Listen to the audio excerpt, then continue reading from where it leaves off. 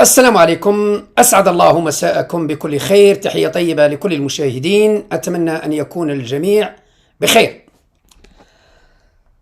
نحن على البث مباشرة الساعة 9 بالتوقيت المحلي لندن، 9 بتوقيت الجزائر، 10 بتوقيت باريس ومعظم دول أوروبا.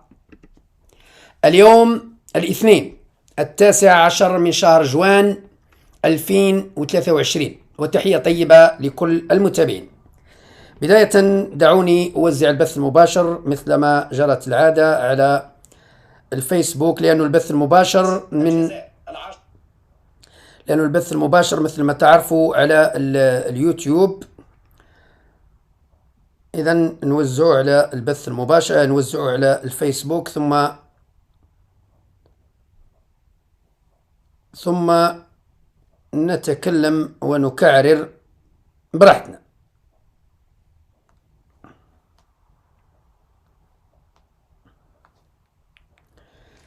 تحية طيبة لكل المتابعين. عندنا زوج كاميرات، يعني كاينة كاميرا الفوق وكاينة كاميرا هنا على المباشر وكاينة الكاميرا الثانية شوية بعيدة علينا. إذن خلونا مع هذه الصغيرة اللي على المباشر أحسن. إذن تحية طيبة لكل المتابعين. بالأمس اتكلمت وعطيتكم قصة نتاع ولاد الحلال. البارح حطيت لكم قصة تاع ولاد الحلال اللي ما فيها لا كذب لا خداع لا ترافيك لا والو. اليوم راني مقرر نعطيكم قصة تاع ولاد الحرام، خاطش كاين قصة تاع ولاد الحلال وكاين قصة تاع ولاد الحرام. إذن انتظروا مني الآن سرد حكاية تاع ولاد الحرام. لكن قبل ما نتكلموا على قصة ولاد الحرام هذه، دعوني نعطيكم برنامج سهرة الليلة. برنامج سهرة الليلة عندنا شوية يعني مقتطفات تعليق على بعض الأحداث اللي صارت بالأمس وكذا، ثم نعطيكم رواية ولاد الحرام، ثم نتكلموا في مواضيع سياسية اللي هي بالنسبة لي أهم من هذا الخرطي. لكن هذا الخرطي ضروري جدا أننا نضع له حد، لأنه حتى لا يتم استغلاله لأغراض مشبوهة. بالأمس تكلمت معاكم بكل صراحة ومن قلبي، وأعطيتكم الحقيقة اللي هي حقيقة ما حدث في باريس للسعيد بن سديرة. وش صار للسعيد بن سديرة في باريس، ومن يقف وراء الاعتداء، وماذا حدث، 1 2 3 4 5. حكيت لكم قصة، لكن قصة ولاد الحرام اللي ما حبيتش نحكيها لكم، اللي هي قصة قانونية ومنطقية وموضوعية، ولو كان حكيتها لكم من الأول تصدقوها وتقولوا والله كاين منها. واش راه يقول بن سديرة صحيح، لكن هي قصة تاع ولاد الحرام ماهيش قصة تاع ولاد الحلال. والسعيد بن سديرة الحمد لله وليد حلال، ماهوش وليد حرام. الحمد لله السعيد بن سديرة وليد حلال، ما يكذبش وما يخدعش. هذو زوج حوايج اللي نقدر نشهدهم في السعيد بن سديرة. حوايج اخرى فيه كل العيوب، لكن بن سديرة ما يكذبش الحمد لله وما يخدعش، ما يخونش، ما يخون لا بلادو ولا اصحابه ولا احبابه. الغدر ما عندوش. قصة ولاد الحرام وش تقول؟ قصة ولاد الحرام تقول أن السعيد بن سديرة الناشط السياسي والإعلامي المثير للجدل تعرض لمحاولة اغتيال في باريس، وعنده شهادة طبية فيها 7 أيام بالأوراق من عند طبيب شرعي في باريس. محاولة الاغتيال هذه اللي تعرض لها السعيد بن سديرة تم تدبيرها من قبل مصالح الشرطة الجزائرية، ويقف وراءها مدير الأمن الوطني اللي هو بن الشيخ. هذا فريد بن الشيخ هو اللي بعث بلطجية باش يقتلوا السعيد بن سديرة، ومعه عبد الحكيم العلالي مدير الإدارة بالمديرية العامة للأمن الوطني. عبد الحكيم العلالي هذا عنده مشكل مع بن سديرة قديم. لما كان مدير أمن واتسوف السعيد بن سديرة تكلم عليه وكشف بعض الفضائح نتاعو في واتسوف، في 2018 والأرشيف موجود، أرشيف موجود. إذن وهذا كان مدير أمن في وادسوف لما كان فريد بن الشيخ مدير الأمن الجهوي في ورقلة، وثم أصبح مدير أمن ولاية المدية، ثم أصبح مدير الإدارة BDGSN المديرية العامة للأمن الوطني. إذن فريد بن الشيخ، عبد الحكيم علالي، ومراد زناتي رئيس الشرطة القضائية في المديرية العامة للأمن الوطني، هذو ثلاثة: فريد بن الشيخ المدير العام للأمن الوطني، عبد الحكيم علالي مدير الإدارة والوسائل في المديرية العامة للأمن الوطني، ورئيس الشرطة القضائية مراد زناتي مدير الشرطة القضائية. هذو ثلاثة دبروا عملية اغتيال الناشط السياسي والإعلامي سعيد بن زديرة في باريس، وبعثوا له بلطجية خلصوهم وراحوا باش يقتلوه، وفشلت محاولة الاغتيال. ما هو الدليل يا بن زديرة أنه هذو حبوا يقتلوك؟ هذو حبوا يقتلوني ويدوا من عندي التليفون لأنه فيه معلومات وأسرار على هذا الفاسدين، والدليل أنه التليفون موجود في الشرطة القضائية، الشرطة العلمية في شاطونيف، يعني موجود. داو الشرطة القضائية بوليس جوديسيير وعطاوه البوليس سيونتيفيك باش يفتحوا التليفون ويحلوا المعلومات اللي موجودة. والشاهد الرئيسي في القضية هو شركة أبل اللي تملك تليفون آيفون 14 اللي سرقوه ودوه للجزائر. وشركة أبل الأمريكية يقدر وكيل الجمهورية الفرنسية يطلبها كشاهد، تقول له نعم التليفون اللي سرقوه لبن زديرة موجود في شاطونيف لابوليس تاع الجزائر، حسب التحليل وحسب يعني لوكاليزاسيون، يعني تحديد الموقع بدقة، موجود داخل المكتب الفلاني والمخبر الفلاني في الشرطة العلمية التابعة لمديرية الأمن الوطني DGSN. هذه هي الرواية تاع ولاد الحرام. سعيد بن زديرة ناشط سياسي ولاجئ سياسي يحمل حصانة سياسية في المملكة المتحدة بريطانيا. إذن لاجئ سياسي في بريطانيا تعرض لمحاولة اغتيال واختطاف، فشلت المحاولة، لكن سرقوا له تليفون وسرقوا له باسبور تاعو وكوارطو ودراهمو، والتليفون هربوه للجزائر. لماذا هربوه للجزائر؟ لأنه مدير العام للأمن الوطني مع مدير الإدارة اللي هو عبد الحكيم علالي مع مدير الشرطة القضائية مراد زناتي هم اللي خطوا لعملية اغتيال سعيد بن زديرة واختطاف التليفون تاعو، الهاتف تاعو، والتليفون موجود بالفعل بالدليل القاطع موجود في شاطونيف. لو كان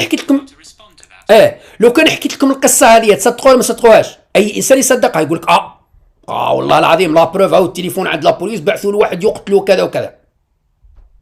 لكن السعيد لانه ولد حلال مش ولد حرام، ما نكذبش. اولا كنت قادر نستغلها سياسيا، وسائل الاعلام الصحافه الفرنسيه والبريطانيه والصحافه العالميه خاصه المغربيه تاع المخزن يستغلوها ويقول لك محاولة اغتيال ناشط سياسي، وهو تعرض لمحاولة اغتيال وعنده شهادة من عند الطبيب الشرعي وكذا وكذا وقصة. ونطلب شهادة شركة أبل اللي التليفون باسمي وعندي لاسيرونس تاعي تليفون وعندي كل شيء، نطلب شهادة الشركة تشهد أن التليفون بالفعل موجود عند الشرطة في شاطونيف، ونورط مصالح الأمن الجزائرية مديرية الأمن الوطني نورطها في قضية ويفتحوا تحقيق. البريطانيين تجيهم على 16 يطلبوا فتح تحقيق ويرسلوا قادرين يرسلوا محققين للتحقيق مع ابن الشيخ وغيره. فرنسا تجيهم على 16 يحقوا، ونكبر السوق ونرجعها قضية قد بالحملة. لماذا؟ لأنه قبل أشهر الرقاصة ولد الحرام هشام عبود، قصة غير حقيقية ولا يوجد أي دليل ولا يوجد أي إثبات، اتهم ضباط في المخابرات الجزائرية على رأسهم العقيد حسين بولحية، واتهم بعض العناصر، واتهم حتى ناشط اللي موجود في فرنسا هو بريطاني اللي هو جهيد، واتهم ناس اخرين قال لك حبوا يخطفوني ويقتلوني، ورفع دعوة قضائية في فرنسا. ومصالح المخابرات والامن البلجيكي والفرنسي فتحوا تحقيق ووقفوا جهيد، سمعوه في محضر، وطلبوا التحقيق مع العقيد حسين، لكن طبعا الجزائر رفضت. ولكن مصالح المخابرات الفرنسية والبلجيكية راسلوا رسميا الدولة الجزائرية ورئاسة الجمهورية، وقال لهم باللي فيه محاولة اختطاف ناشط سياسي وكذا وكذا وكذا وكذا. والقضية يعني كبروها وهي لا أساس لها من الصحة. ومصالح الرئاسة في الجزائر ظلمت ظلم نعم، ظلموا العقيد حسين بولحية اللي ما عنده حتى علاقة بالموضوع، ووقفوه من العمل وراه موقف لحد الآن ما عندوش منصب. وصارت يعني حاجة كبيرة وهي لا أساس لها من الصحة، لا يوجد أي دليل. وفي النهاية وكيل الجمهورية المكلف بملف الإرهاب في باريس طوى الملف لعدم ثبوت الأدلة ورماه الأرشيف. لكن قضية سعيد بن زديرة كل الأدلة متوفرة. الشرطة حكموا الناس اللي حبوا يضربوني وراهم في السجن الفرنسي، شهادة طبية من عند الطبيب الشرعي أنني بالفعل تعرضت لمحاولة اغتيال وضرب وجرح. القضية مطروحة في العدالة الفرنسية وراهم في الحبس الناس اللي ضربوني وهم عصابة متعددة الأجناس فيها جزائري وتونسي وليبي، 3 زائد الجزائري المتهم الرئيسي اللي خطط العملية. وهذا اللي خطط العملية مبعوث من طرف بن الشيخ مدير الأمن وعبد الحكيم علالي ومراد زناتي، هما اللي كلفوه طلبوا منه أنه يختطف ويقتل بن زديرة. وش رأيكم في هذا السيناريو، هذا الفيلم الهوليودي؟ لو كان سعيد بن زديرة ركبه لكم وقال لكم محاولة اغتيال وكذا وكذا، والأدلة موجودة عندي الأدلة. وش رأيك يا بن الشيخ؟ وش رأيك يا عبد الحكيم العلالي؟ وش رأيك يا مراد زناتي؟ كون حبيت نورطكم وندخلكم في قضية دولية أنه 3 ضباط في الأمن متورطين في محاولة اغتيال ناشط سياسي وإعلامي في فرنسا. لكن سعيد بن زديرة باش يثبت لكم باللي إنسان ولد أصل وولد فاميلة وولد حلال ووطني، ما نضرش بلادي وما نرفعش دعوة قضائية ضد بلادي أو ضد حتى فاسدين، مسؤولين فاسدين ما نرفعش عليهم دعوة في فرنسا أو في بريطانيا. لكن نقول لهم باللي انتظروا من عندي مفاجآت، كي هذا مراد بن الشيخ، كي عبد الحكيم علالي، كي مراد زناتي اللي راهم الآن متكفلين بالقضية. نقول لهم باللي راكم سمعتوا بن زديرة واش راهو قال لكم، حرصا على مصلحة الجزائر وحرصا على سمعة بلادي. مانيش من النوع اللي نورط مؤسسة بلادي، بالرغم من أنني أملك كل الأدلة وكل الإثباتات وكل القرائن التي تؤكد أنكم متورطين في الجريمة، والدليل التليفون موجود عندكم. لكن أنا حكيت الحقيقة ولا شيء غير الحقيقة. إذن الملف هذا نحطوه على جنب فقط باش نقول لكم باللي الظلم ظلمات يوم القيامة، وما نتمناش أنني نظلم، لكن لا أسمح في حقي. أنا اللي يظلمني خلصها غالية، ولحمي مر، لحمي مر. سكت قسامنا أنت خلاص، لحمي مر. أنا مبرمجو شوية ندير شوية رياضة نتمشى، راه يفكر فيا يروح يجري يروح، ما نجريش فنيان اختي عزرين. إذن لحمي مر، ما نحبش نظلم، لكن اللي يظلمني خلصها غالية. أوكي صح.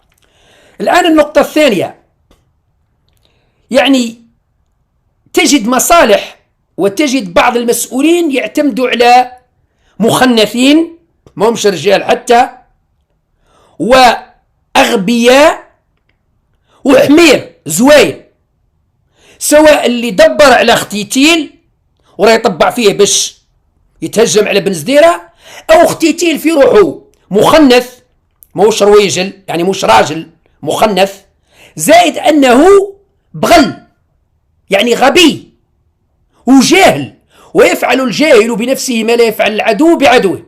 شوفوا واش راهو كتب باش نجاوب ونعطي له، يعني كما يقول لك الناس يعطيني فرصة باش نعطيه بكف ويعطيه، كما تقول الشاعرة العظيمة وردة شلموطي. اتفرجوا معي. اختيتي المخنث وش يقول؟ اكثر حاجة ضحكتني في فيديو امس، يقصد فيديو بن زديرة، لما قال الحركي، يقصد علي انا بن زديرة الحركي، حبيت نعاون رجل الاعمال لوجه الله، ويضحك. اوكي. اولا نقول له يا اختيتيل يا الرويجل اللي مرتك تضربك بالكف وانت لعبها اسلامي ومرتك سيفيليزي، وعندي كل الادله وعندي كل الصور والفيديوهات، وعلى بالك منين عندي، خلوها على جهه. هل تعرف هذا الطحان اللي اتصل بك رافع انه رجل اعمال؟ انا نقول بلي نصاب، وراني قاعد نقول لك باللي السيد هذا يا اولا هل هذا وجه رجل اعمال؟ هذا هو رافع تشوكا اللي ممكن بلعطق قال لك رجل اعمال، لكن هو طلاب وقدر ينصب على شركه اسبانيه ويخدم معاهم مشروع في وهران، وخلاص الان تغلقت عليه البيبان في الجزائر، ما يزيدش يدور في الجزائر وما يزيدش يخدم، خلاص اصبح ورقه محروقه. يعني تتخيل انه بن زديرة خلى رجال الاعمال الكبار اللي معروفين على المستوى الوطني وعلى المستوى الدولي، رجال اعمال من اكبر رجال الاعمال، ما تعاملش معاهم بن زديرة، وح يتعامل مع واحد بز كيما هذا اللي ماهوش معروف، حتى عند امو وبيو مزعكينه، امو وبيو متبرين منه، امو طرداته عند خالته، وخالته طرداته عند خاوته، خاوته طردوه للشارع ورباه واحد في الشارع، وبيو مات مش راضي عليه، ترجعوا رجل اعمال. يعني حبيت تصطاد في المياه العكرة. بن زديرة خطيه الابتزاز، وبن زديرة خطيه التعامل مع رجال الاعمال خاصة الفاسدين. ممكن رجال اعمال نظاف، انا عندي اصدقاء رجال اعمال نظاف ونعرفهم، وكي نحتاج حاجة من عندهم نتصل بهم ونديها. رجال اعمال عندي احبابي، نعم عندي احبابي راهم يتفرجوا فيا ونحييهم بالمناسبة، وكي نحتاج مرات مصروف مرات، ولا نحتاج اي حاجه نعيط له، سواء في الجزائر ولا في فرنسا ولا في اي بلاصه، عيط له نقول له الحاجه اني محتاج كذا، يقول لي تؤمر خويا اني هنا. هذو رجال اعمال نظاف ولاد اصل. اما رجال الاعمال الفاسدين المشبوهين اللي دراهمهم دراهم حرام، الله لا يوصلني ليهم، الله لا يعرفني بهم، والله لا يلاقيني بهم لا في الدنيا وفي الاخره. واتحدى اي طحان رخيص يقول بن زديرة يعرف فلان وعنده علاقه به خارج اطار ملفات ولا اطار يعني قضايا، ولا يقول عنده علاقه به، والله عاونه، والله ابتزه، والله يثبت. انت يا اختيتي المخنث او صاحبك المخنث امين بالعزوق نفس الشيء، مخنث اللي لحد الان ما تزوج واحده ما قبلت به لانه مش راجل، الى ثبتوا شعره على بن زديرة ونشروها. واش راكم تنتظروا؟ واش راكم مخبين؟ انشروا، راكم تقولوا بلي بن زديرة مبتز ويعرف رجال اعمال فاسدين وكذا، انشروا اكشفوه. التعليق الثاني اللي الغبي يورط نفسه ويفضح نفسه، يقول بن زديرة قال انا وطني لكني طلبت لجوء سياسي هربا من وطني. بن زديرة قال انا وطني لكني طلبت لجوء سياسي هربا من وطني. هذه هايلة، يعني اعطاني فرصة انني نعطيه بكف، ويعني ونربيه ونقريه التاريخ ونربيه، لانه هو بغل ما يعرفش التاريخ مليح وما يعرفش النشاط السياسي. اختيتين يا الرويجل يلي مرتك تضربك بالكف، هل تعلم ان رئيس الدولة محمد بوضياف الله يرحمه كان لاجئ سياسي في فرنسا، ثم راح اسبانيا، ثم راح للمغرب وعاش طول حياته تقريبا لاجئ سياسي، يحمل جواز سفر لاجئ سياسي في المغرب. هل تعلم ام لا؟ ثم اصبح رئيس جمهورية.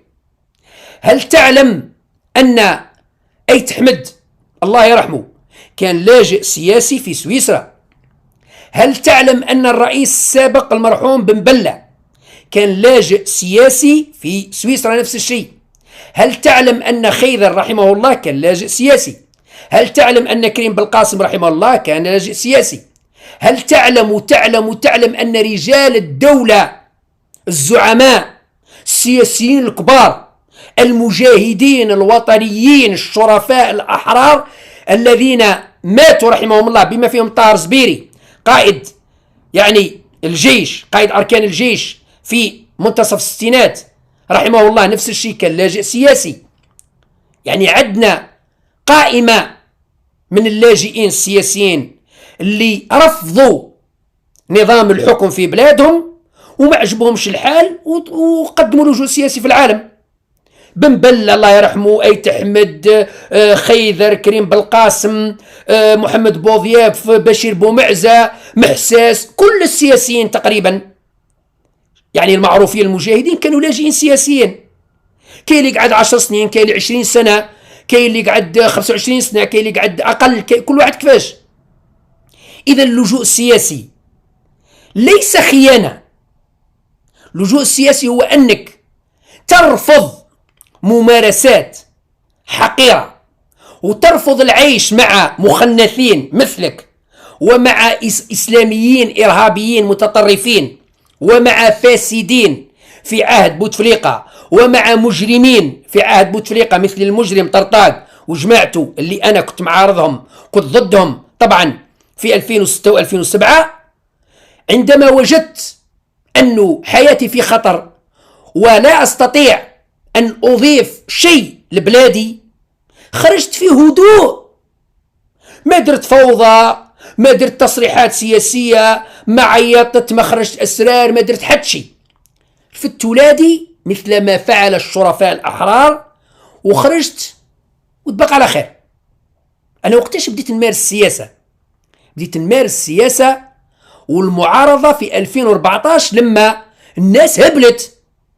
أنا من 2007 إلى 2014 ما كنتش سياسي، واحد ما يعرفني، كنت نشط في الفيسبوك، يبدأ الفيسبوك شيء هذا، لكن معارضة ونشاط سياسي بداني في 2014، العهدة الرابعة اللي كنت رافضها مثل ما رفضت العهدة الأولى والثانية أنا عمري ما قبلت العهدات من الأولى إلى اليوم. نعاود نذكر أنني كنت مع فريق الشرفاء داخل الأراندي، طاهر بن بعيبش حيه بالمناسبة ربي يطول عمره، وعدد من الوطنيين اللي كانوا رافضين العهدة الأولى لبوتفليقة، وانسحبنا. صراع يعني انقلاب في الأراندي وتم إقالة طاهر بن بعيبش. أنا من الجماعة اللي قدمت استقالتي، أنا واحد من حاني جبت روحي لما لقيت باللي الهيشر ولقيت يعني قشبختة، لقيت قشبختة هذا هو الهيشر قاعدين يصفقوا العهدة لبوتفليقة. أنا جبت روحي لأنني كنت متأكد أنه راح يوصلنا الحياة. بوتفليقة أنا مش صاحبي الله يرحمه، لكن الناس اللي يعرفوه المرحوم قصدي برباح وغيره وكذا وكذا كانوا عطاوني فكرة عليه في التسعينات، لأنه كان بوتفليقة كان من المفروض يكون رئيس دولة في 1900 قبل بوضياف، قبل ما يجي بوضياف كان المفروض يعني كانوا يتكلموا على بوتفليقة أنه هو يكون رئيس دولة، لكن كاين اللي وقفوا ضده في 1994 نفس الشيء كان رايح يكون رئيس دولة، ونفس الشيء كاين اللي وقفوا له في 99 صرا اللي صرا. إذا سعيد بن زديرة لما طلب لجوء سياسي وخرج ليس خيانة، ولم يخن بلاده ولم يتكلم في بلاده. أتحداك يا طحان يا رويجل تجبد لي أي فيديو سعيد بن زديرة يتكلم فيه على الجزائر. إلا تقول لي سعيد بن زديرة كان يتكلم على قائد الأركان الفاسد الجاهل الغبي، أوكي. إلا تقول لي كان سعيد بن زديرة يتكلم على بعض القيادات الخونة الجاهلين الفاسدين، نعم. تقول لي كان يتكلم على بعض السياسيين الفاسدين الخونة، نعم. لكن تقول لي بن زديرة كان ينتقد الجزائر الدولة ويكشف أسرار الدولة الجزائرية، نقول لك أتحداك تأتي بدليل واحد دقيقة واحدة سعيد بن زديرة خان بلاده. ممكن سعيد بن زديرة كشف الفاسدين والأغبياء والجهلة بما فيهم قادة الجيش قائد الأركان ومن معه من الجنرالات الفاسدين، نعم هذا صحيح.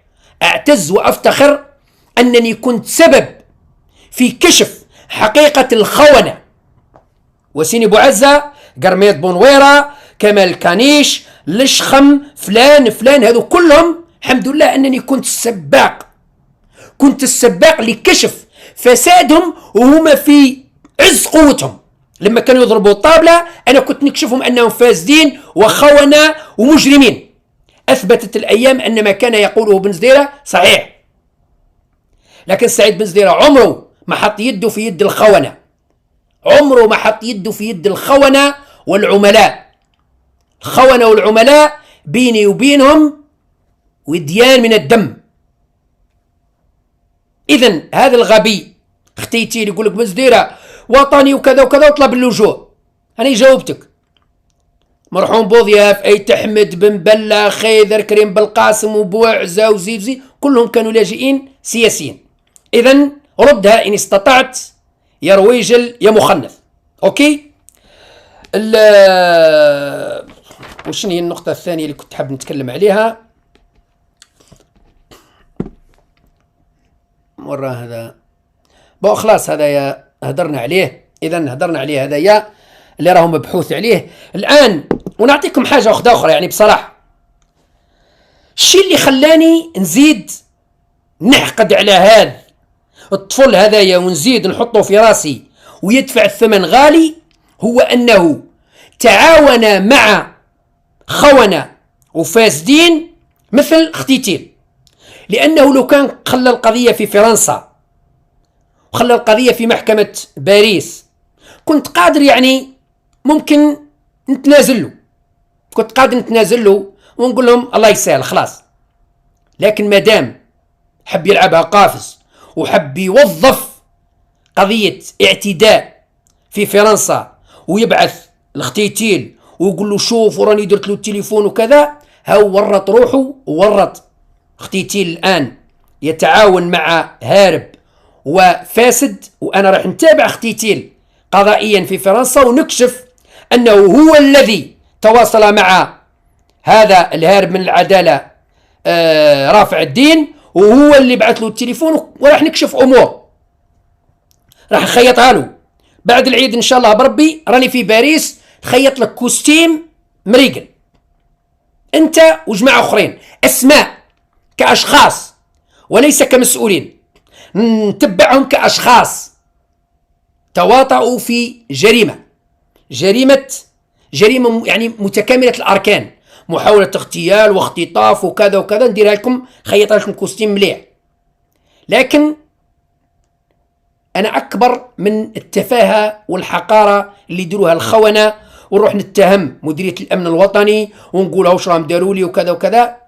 نقول لهم نخليكم الأيام، ونتمنى أنه رئيس الجمهورية توصلوا هذه الرسالة ويعرف أنه مصالح الأمن اللي تحمي المواطنين وتشرف الدولة تتعامل مع فاسدين مع مجرمين ويستعملون قانون المافيا، اختطاف تليفون لناشط سياسي وراهو عندهم في شاطونيف بالأدلة، لوكاليزاسيون والصور وكل شيء مجهز كل شيء. يعني هما أغبياء دايرين في بالهم بلي التليفون راح معناتها بزاف ما يتبعوش، لا نتبعوا خطوة بخطوة. وعلى بالي ضرك في الدقيقة اللي نهضر معكم على بالي وراه لوكاليزاسيون تاعو راهو عندي دقيقة بدقيقة من مكتب المكتب اللي كان فيه وراح المكتب الآخر كله عندي. ليكن في علمكم أنه الآيفون 14 وهذو الناس اللي يعرفوا التقنية يعرفوا تحرقوا تكسروا تحطوا في قاع المحيط دائما يعطيك الحيثيات تاعو، إحداثيات نتاعو يعطيها لك ويعطيها للشركة المصنعة اللي هي آبل. تحرقوا تكسروا ترميه في المحيط، ترميه تحت الجبل، ترميه تحطه في قاع الأرض، يعطي لك بالأقمار الصناعية يعطي لك بالضبط وراه. إذن إحداثيات الهاتف راهي معروفة وراهي. وأي مساس هاني نقول لكم كل واحد يتحمل مسؤوليته، كل واحد يتحمل مسؤوليته. فريد بن الشيخ، وشكون الاخر؟ عبد الحكيم علالي، مراد زناتي. هذو 3 اسماء هم المسؤولين امامي وامام الشعب الجزائري وامام القانون، هم المسؤولين. طبعا بالاضافه الى نور الدين ختال، بالاضافه الى المجرم الحقيقي اللي هو رافع الدين تشوكا، والقائمه مفتوحه. قائمه مفتوحه. اوكي، باش نكونوا واضحين فقط.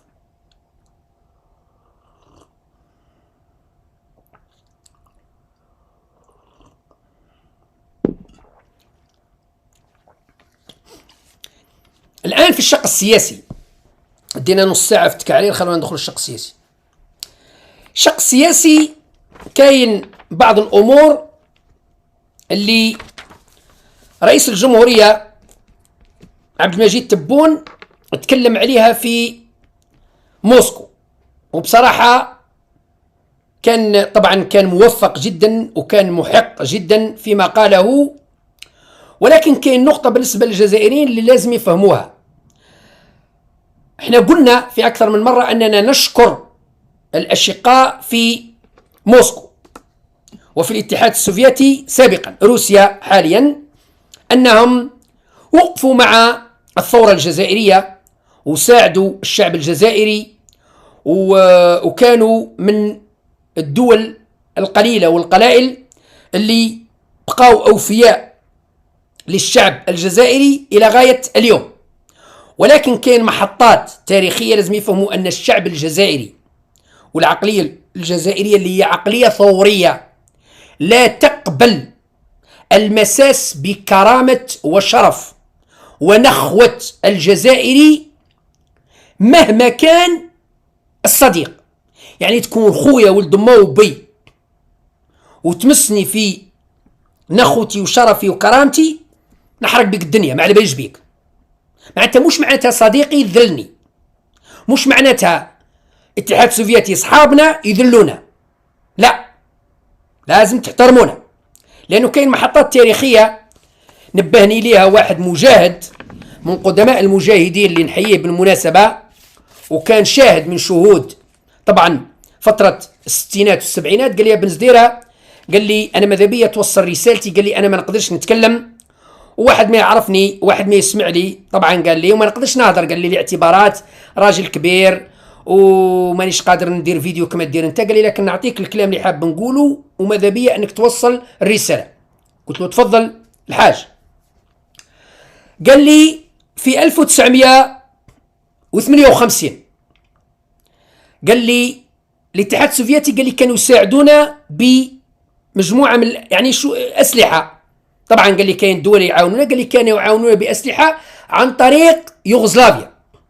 قال لي يرسلوا الاسلحه ليوغوسلافيا، ومن يوغوسلافيا قال لي يرسلوهم لمصر، ومن مصر نحولوهم الى الجزائر، قال لي عن طريق البحر الى طرابلس الليبيه، ثم البر قال لي ندخلوهم على تونس والجزائر، قال لي ندخلوا الاسلحه. قال لي كنا نديروا هكذا، قال لي لانه قاعده الثوره كانت في القاهره مصر، اذا قال لي كنا نتلقاو السلاح في مصر ياتينا من يوغوسلافيا اللي هو من روسيا ليوغوسلافيا، يوغوسلافيا لمصر، مصر الى الجزائر. قال لي اكتشفنا امر غريب، انه اكثر من 10% من الاسلحه اللي توصلنا يدوها الاخوه المصريين. قال لي واجود الاسلحه، يعني يجيبوا لنا 100 كلاشينكوف، قال لي يخيروا 10 كلاشينكوف الملاح، قال لي ويدوهم عندهم ويعطونا احنا هذوك 90، قال لي يعاونونا. قال لي صح، قال لي لكن كانوا يدونا، قال لي عوض انهم يعاونونا قال لي يدونا، قال لي للتاريخ، قال لي شهاده للتاريخ. قال لي كلفنا واحد من المجاهدين اللي هو بن طوبال، قال لي اتفقوا المجاهدين قالوا بن طوبال الله يرحمه طبعا معروف مجاهد معروف، كلفوه قال له سي بن طوبال تروح انت لموسكو وتشوف معاهم قضيه، قول لهم يا ودي السلاح راكم تبعثوه لنا لمصر راهم يدونا 10%، تبعثوا لنا 100 يدونا 10، يعني ومرات اكثر. احنا نطلبوا منكم انكم ترسلوا لنا السلاح الى ليبيا طرابلس، ندوه من ليبيا ندخلوا الجزائر مباشره، ما كان لا يفوت على مصر، لانه ليبيا نقدروا نتحكموا فيه، لكن مصر راهم بصراحة راهم يدونا. بن طوبال راح قابل رئيس الحكومة في تلك الفترة في 58، قابله قال له انه كذا وكذا وكذا. رئيس الحكومة شغل ما عجبوش الحال، قال له حمدوا ربي رانا نعطوكم في هذيك المساعدة قبلوها والله، وهضر معاه شوية بخشونة. بن طوبال قال له سي محمد حبس، إلا راك دير فيا مزية بهذه الطريقة ما نحتاجوش، احنا متعودين كما يقول لك الناس نحاربوا بلا مزيتكم بلا مزيت حتى واحد، يا اما تعاونونا مليح وخيركم على راسنا، يا اما طز فيكم وطز في سلاحكم. وهضر معاه بلهجه خشينه. رئيس الحكومه قال لي الروسيه زعف، قال له راك عارف مع من راك تهضر؟ قال له طبعا على بالي مع من نهضر. قال له على بالي مع من راني نهضر، وعلى بالي باللي كي جيت عندك الموسكو ممكن نرجع حي ممكن نرجع ميت، انا مجاهد ومسبل، معناتها كلمتي نقولها لك في وجهك احسن من اللي نقولها لك في ظهرك. قال لي من بعد كانت صافات الامور وقالوا له الله يسهل، وراح. فيما بعد بالفعل الاسلحه ولات تروح لطرابلس، لكن بعد مده ممكن في نهايه 59 60.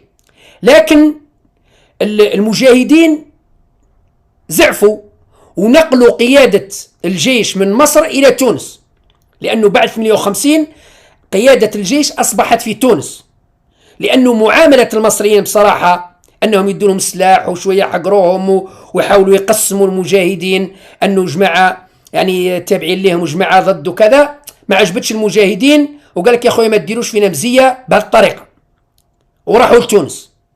هذا يعني اشاره انه الجزائري وهو مستعمر وهو تحت الاستعمار وتحت الظلم وتحت الحقره وما يقبلش انك تذله، يعني الصباط فوق راسه ويقول لك طز فيك ما تحقرنيش، مش معناتها راك تعاوني وتعطي لي سلاح او راك مضيفني عندك تهيني وتشوكر عليا، لا، طز فيك وفي سلاحك وراني رايح تبقى على خير.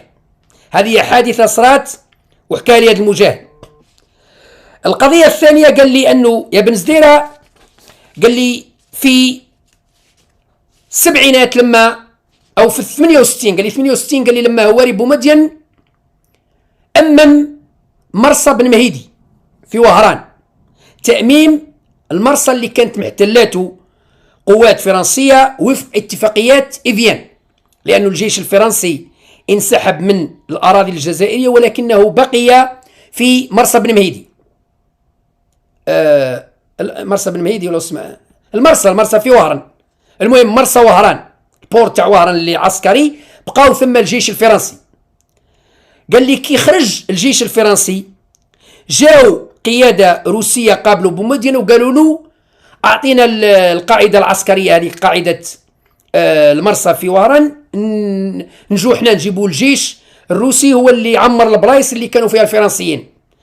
قال لي بومدين قال لهم اسمحوا لي، خرجنا استعمار نجيبوا استعمار، هو احنا خرجنا استعمار فرنسي نجيبوا استعمار روسي؟ قال لهم لا اسمحوا لي، احنا خرجنا استعمار الفرنسي باش احنا نتحكموا في الميناء العسكري، والجيش تاعنا القوات البحرية الجزائرية هي التي تسير الميناء.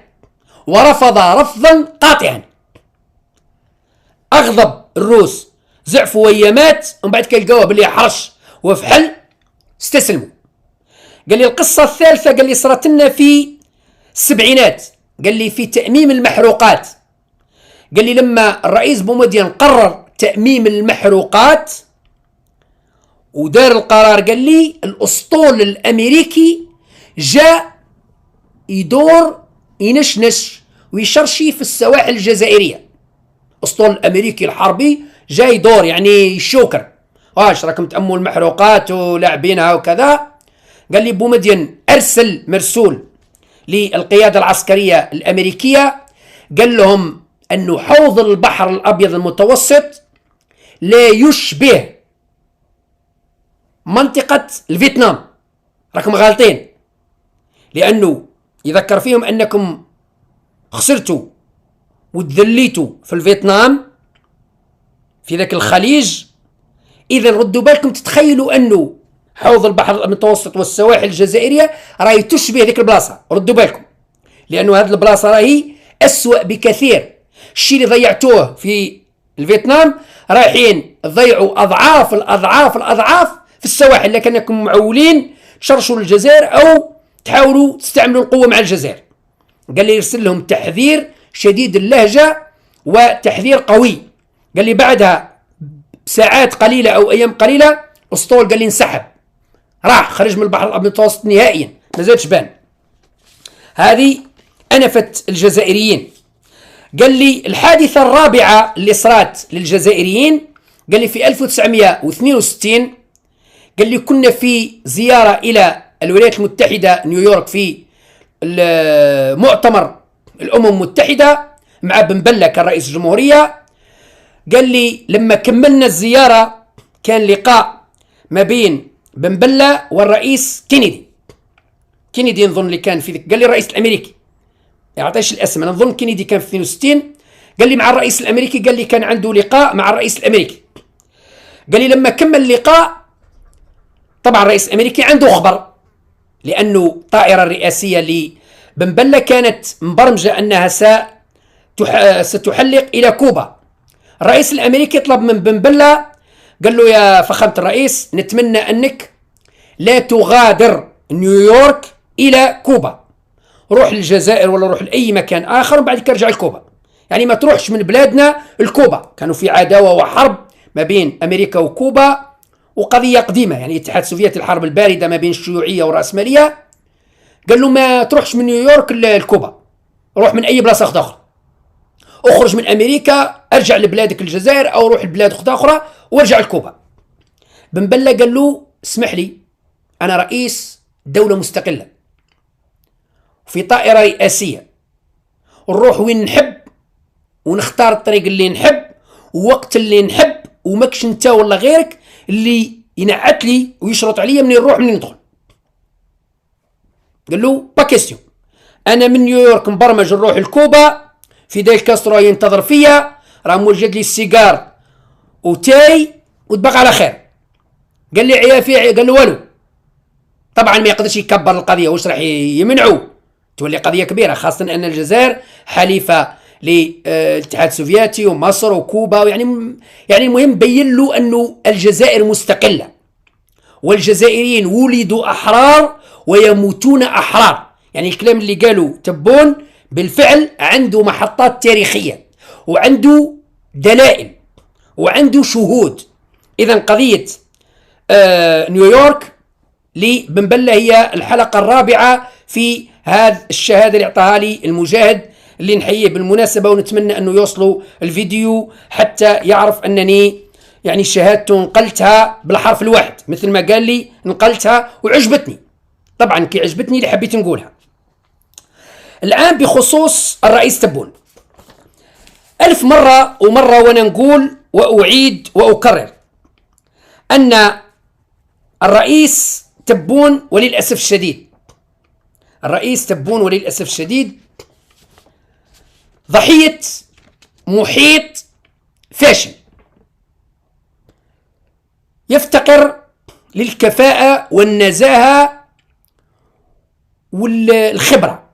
الفريق اللي معاه والمستشار اللي معاه واللي يعني الستاف تاعو للأسف الشديد مدخلينه في حاد.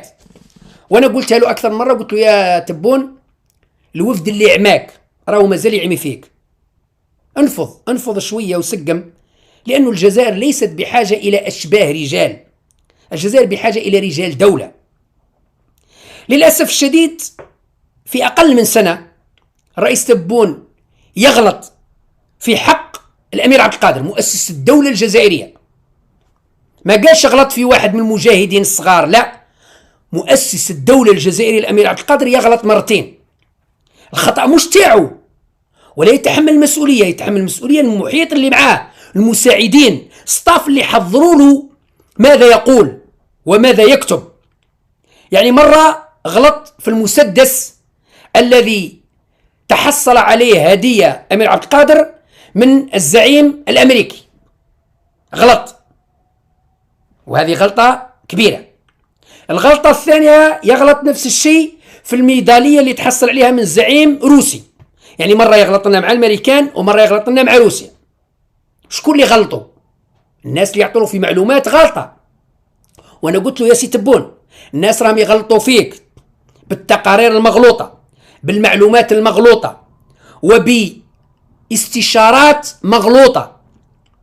يعني رئيس جمهوريه يغلط مرتين في الامير عبد القادر، مره يقول مسدس عطاه له فلان هو عطاه له فلان، مره يقول ميداليه عطاها له فلان ونلقاو بلي عطاها له فلان. امر مش منطقي، لا يتحمل المسؤوليه. تبون ماهوش اورديناتور يحفظ كلش. الناس اللي معاه متخصصين، كاين واحد متخصص في التاريخ، كاين واحد متخصص في الجغرافيا، كاين واحد متخصص في الثقافه، واحد متخصص في الادب، واحد في الفن، واحد في الرياضه. عنده مستشارين مكلفين بمهام معينه، اذا يتحملوا مسؤوليه. لانه بكل صراحه ما يقوم به الرئيس تبون عمل جبار بصراحه، انا مش نشكر فيه. تعرفوني اقول للمحسن احسنت واقول للمسيء اساء، لكن ما يقوم به الرئيس تبون يحتاج الى فريق عمل، فريق عمل من رجال ونساء شرفاء احرار نزهاء اكفاء مقتدرين، يملكون خبره وكفاءه ونزاهه ورزانه. ما مش لعب الذر، ما مش قش بخته في نجل مريم. لازم له رجال دوله، لان المرحله الحاليه والمرحله القادمه تحتاج رجال دوله، خاصه اذا قرر الرئيس تبون الترشح لعهده ثانيه. لا نريد عهده ثانيه بنفس الفريق الفاشل الذي فشل في اداره العهده الاولى. ما نقبلوش طبعا، وما نتقبلوش، ما نتقبل. العقل البشري لا يتقبل. الفريق الفاشل ما تقدرش تروح به العهده ثانيه تبون. يعني مؤخرا اسمحوا لي رئيس تبون يقوم بعمل جبار، يقوم بعمل جبار من اجل انضمام الجزائر الى منظمه البريكس في انتظار انضمامها الى منظمات عالميه، وقاعد يهدر ويدافع عليها ويهدر وكذا في كل مناسبه ويتكلم. لكن يد واحده ما تصفد. لازم له مؤسسات، لازم له جيش يعاونوه. حكومه فاشله، عنده وزراء فاشلين. يعني ما عندوش وزير اتصال، وزير صحافه يقوم بالدور كما يقول لك الناس المنوط به للترويج والدعايه والاشهار لهذا المشروع الكبير اللي هو مشروع انضمام الجزائر الى البريكس. يعني من المفروض راهو كاين مخطط، راهو كاين برنامج متكامل تقوم به وزاره الاتصال لمواكبه خطاب رئيس الجمهوريه. ما يقوله رئيس الجمهوريه بخصوص البريكس او غيره من المفروض ندوات، من المفروض بلاطوهات، من المفروض ملتقيات، من المفروض يعني دراسات، من المفروض محاضرات. نجيب كبار المحاضرين في العلوم السياسيه، دكاتره، نجيب دبلوماسيين يديروا محاضرات للطلبه الجامعيين، يديروا محاضرات التلفزيون، يديروا ندوات، يديروا لقاءات، بلاطوهات، يتكلموا ويعرفون الداخل والخارج ويعرفون العالم بأهمية انضمام الجزائر إلى منظمة البريكس. نلقاو رئيس الجمهورية يهدر وحده، يقيط في الحمادة وحده في الخلاء، واحد ما هو يوقف معاه، واحد ما يعاون فيه، لا وزارة اتصال، لا برلمان بغرفته. برلمان بغرفته قاعد لي يستنى في المناسبة باش يشكر رئيس الجمهورية أنه شارك في منتدى الاقتصادي في روسيا. هل هذا هو دور البرلمان؟ انك تشكر رئيس؟ معناتها تباركم قاعدين النواب تاع البرلمان قاعدين في البرلمان دايرين كرع فوق كرع ويستناو يتبون واش يدير، كي يدير حاجه مليحه يصفقوا له يعطيك الصحه والله لعبت مليح اليوم، والله اليوم راك لعبت اللعب هايل، راك سجلت هدف في روسيا والله هايل. انتم واش قاعدين ديروا؟ انتم واش قاعدين ديروا؟ تبون سجلنا هدف في روسيا ويلعب مليح، يلعب مليح، مريض من رجله، باين باللي يتعكز من رجله باين، ولعب احسن من محرز وسجلنا هدف ورفع اسم الجزائر في العالم. انتم مش قاعدين ديروا؟ قاعدين تروحوا اليمانة او سموها المنامة في البحرين تلاقاو مع الإسرائيليين. هذا وش الحدث الوحيد اللي داروه جماعة البرلمان، هو أنهم شاركوا في مؤتمر في المنامة البحرين وشاركوا مع الإسرائيليين. يعني ما دارولناش حاجة مليحة، داروا لنا حاجة عار. ديروا لنا حوايج مليحة سيدي، شاركوا في ملتقيات منتديات، ديروا أيام دراسية في البرلمان، ديروا لنا مش عارف انايا وزعوا النواب تاع البرلمان، قال تروح للشروق، تروح النهار، تروح مش عارف للبلاد، انت تروح للحياه الموت، تروح لكذا، نوزعوهم. ابعثوا نواب في البرلمان متحدثين يعرفوا يهضروا، يروحوا للبلاطوهات، يروحوا الأجي 24، يروحوا التلفزيون الجزائري، يروحوا القناه المعرفه، يروحوا القناه كذا، يروحوا القناه كذا، وتعرفوا بالمشروع الجزائري وفكره الرئيس تبون، وديروا لنا شويه يعني قايطه وبندير، تحركوا. لا حكومة تتحرك، ولا برلمان يتحرك، ولا وزارة اتصال تتحرك، ولا صحافة تتحرك، ولا خرطي يتحرك. يلعب وحده تبون يلعب وحده ما يقدرش، لأني أنا قاعد نراقب ونشوف.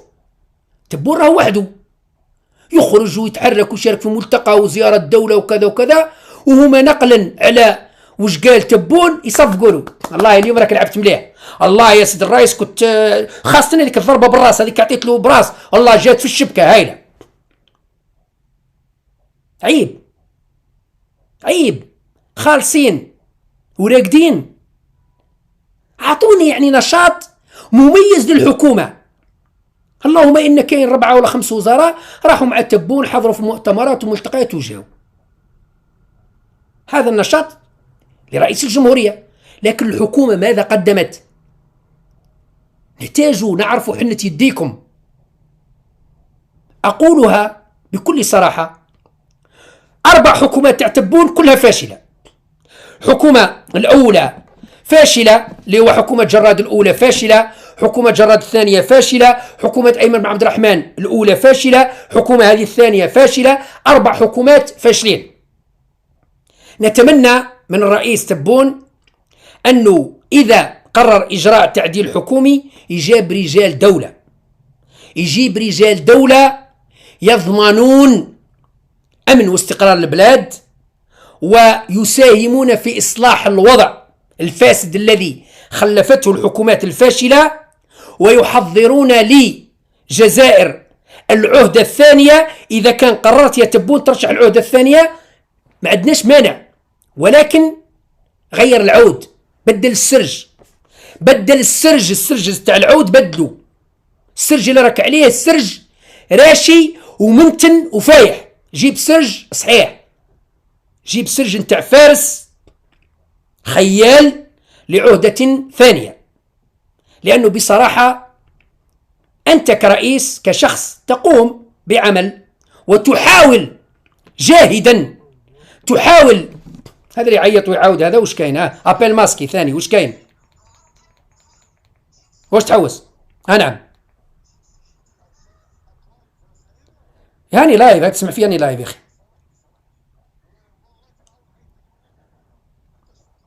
راني لايف، راك تسمع فيا، راك تسمع فيا وتقول لي راك لايف، روح بعدني روح، ربي يهديك. والله العظيم الناس اقسم بالله هو يسمع فيا داير الفيديو يقول لي راك لايف، راني لايف، روح بعد. نحتاجك في امر، هي تحتاجني لايف.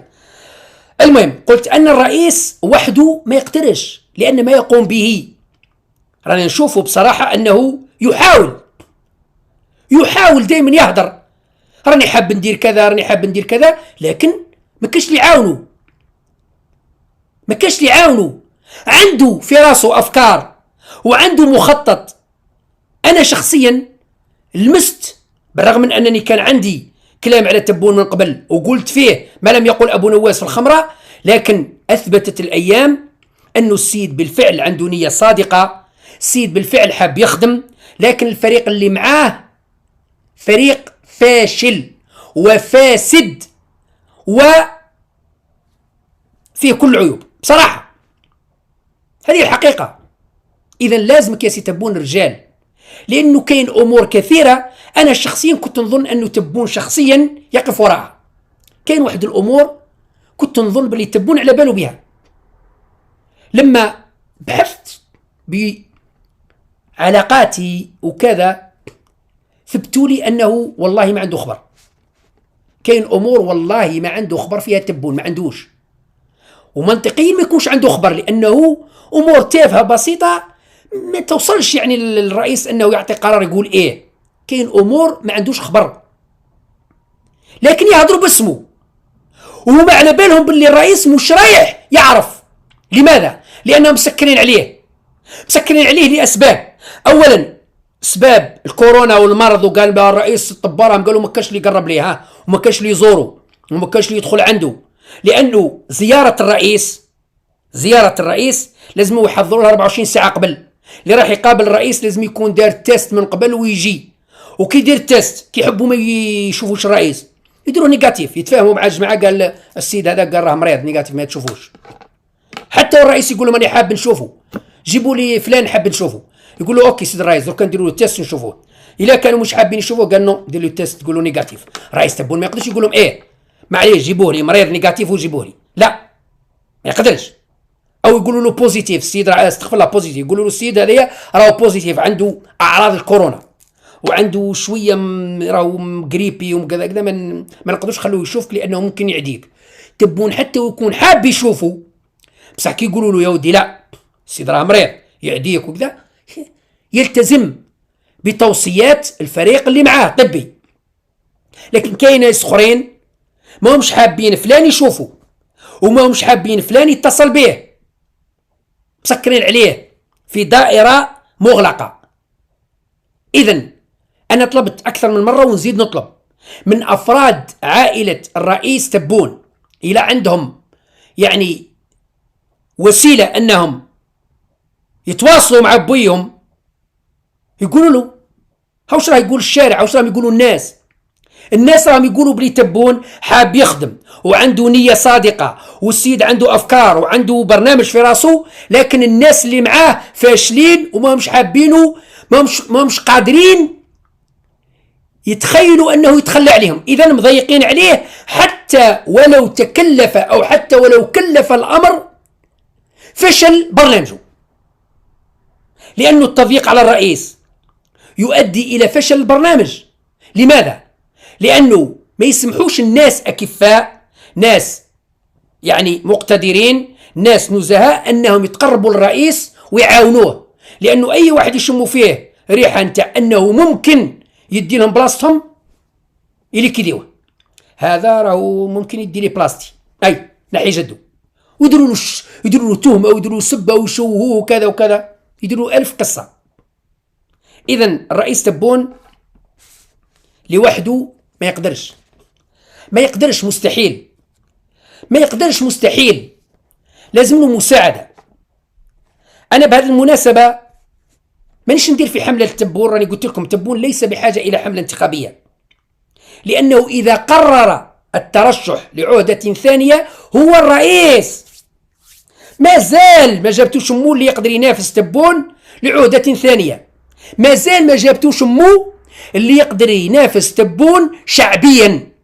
أنا أقول لكم شعبيا ما زال ما جابتوش مو اللي يقدر ينافس تبون لعهدة ثانية، ما زال شعبيا. ما نهضروش على أمور أخرى اللي هو عندما تقرر الدولة التخلي على تبون يتخلوا عليه في 24 ساعة ويلقوا له 1000 حل 1000 طريقة وطريقة. عندما تقرر الدولة التخلي على تبون، لكن لحد الآن كل المعطيات وكل المؤشرات تدل أن الدولة محافظة على تبون، والدولة تريد تبون لأنها تريد الاستقرار، وعندها ثقة، الدولة عندها ثقة في نية وإصلاحات وأفكار ومخطط الرئيس تبون كشخص، لكن كفريق عمل للأسف الشديد لا، لأنه الجماعة اللي راهم يدوروا تبون للأسف الشديد راهم عامينه، الوفد اللي عماه راهو مازال يعمي فيه للأسف الشديد. على هذا الأساس اللي نقول أن الرئيس بحاجة إلى يد مساعدة، بحاجة إلى ناس ينصحوه لوجه الله، بحاجة إلى ناس يعاونوه، بحاجة إلى ناس ينبهوه، بحاجة إلى ناس يصوبوه، ما يصفقولوش يكذبوا عليه. لا، إذا كان شافوه غلط يقولوا يا سيدي الرئيس غلط. إذا كان لازم يقولوا له يا سيدي الرئيس اللي كرم الأمير عبد القادر هو ألكسندر الثاني وليس نيكولا الثاني، يقولوها له. علاش يكذبوا عليه؟